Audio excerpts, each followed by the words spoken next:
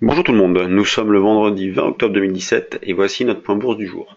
Petit retour sur la séance aux États-Unis d'hier.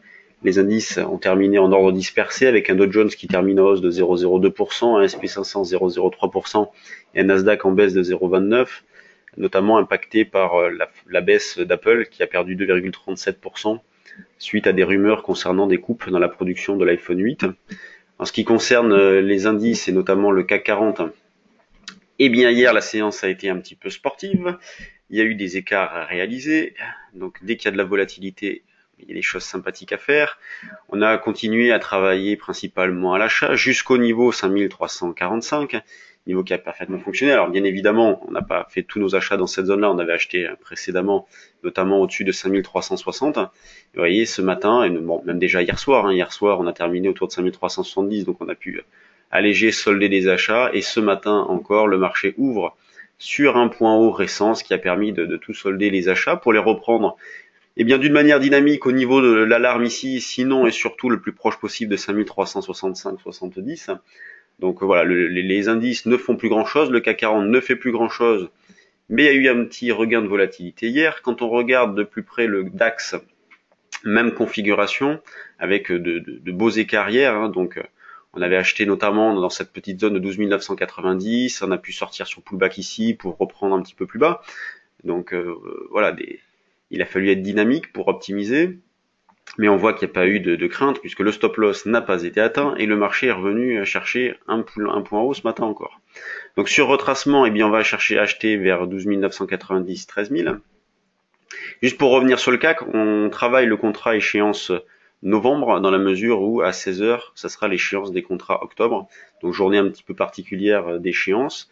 L'eurodoll continue de se balader entre 1,17 et 1,19 on va dire, et là ce matin il est au milieu donc à 1,18. On a tenté un petit achat à 1,1793 pour essayer de viser la zone des 1,18, 10, 20. Sinon, sur le trade du jour euro-dollar, par exemple, on a proposé un achat en double appui avec le niveau d'hier à 1,1773. Donc voilà, un niveau un petit peu plus solide. On va considérer que ce niveau d'1,1790 est plutôt pour réaliser un écart de scalp, et le niveau d'1,1770 pour essayer de laisser porter un petit peu, essayer de gratter 30-40 pips.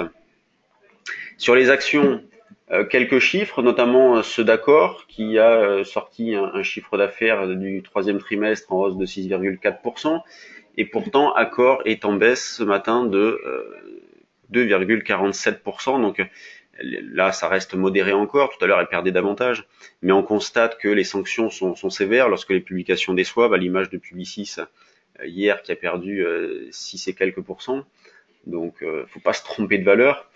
Compagnie des Alpes qui a publié ses chiffres aussi, Michelin, donc les chiffres de Michelin sont en ligne avec les attentes. Le groupe a confirmé ses résultats.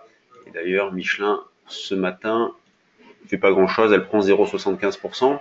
Quand on regarde donc les valeurs du CAC, grande régularité une nouvelle fois, donc beaucoup d'arbitrage. Vous voyez, on n'a pas de plus 5 ou de moins 5, sans annonce particulière. Donc voilà, beaucoup d'arbitrage, grande régularité. Ce qui montre que voilà, ce marché, le contexte reste identique. Les probabilités que le marché continue d'être avec un biais haussier restent intactes, donc on continue à privilégier des achats sur des replis. Au niveau de la spéculation, les valeurs qui suscitent de l'intérêt ce matin, eh bien on trouve AB Science. Vous voyez, AB Science, fort volume, ça c'est une valeur qu'on peut essayer de travailler en intraday en l'attrapant sur des petits retracements. Alors c'est une valeur qui est souvent décevante et il y a des gros trous d'air, notamment le 16 mai, voilà, des choses comme ça sont pas faciles à digérer. Mais c'est une valeur en intraday que l'on peut travailler. Selectis aussi qui est pas mal ce matin.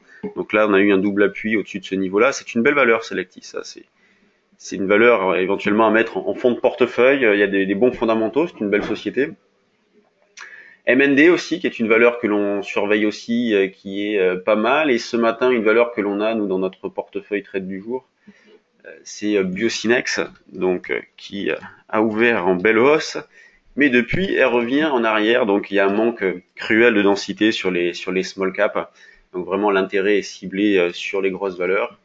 Je vais essayer de vous afficher Biocinex. Voilà. Bon, je ne la trouve pas, mais elle est revenue en arrière, donc retour à la case départ. Voilà, manque de densité sur les mid et small cap, et toujours beaucoup d'arbitrage sur les valeurs principales. les grosses capis, et donc échéance du contrat futur, octobre à 16 h. Eh bien, bonne séance, soyez prudents, bon week-end et à lundi pour un nouveau point bourse.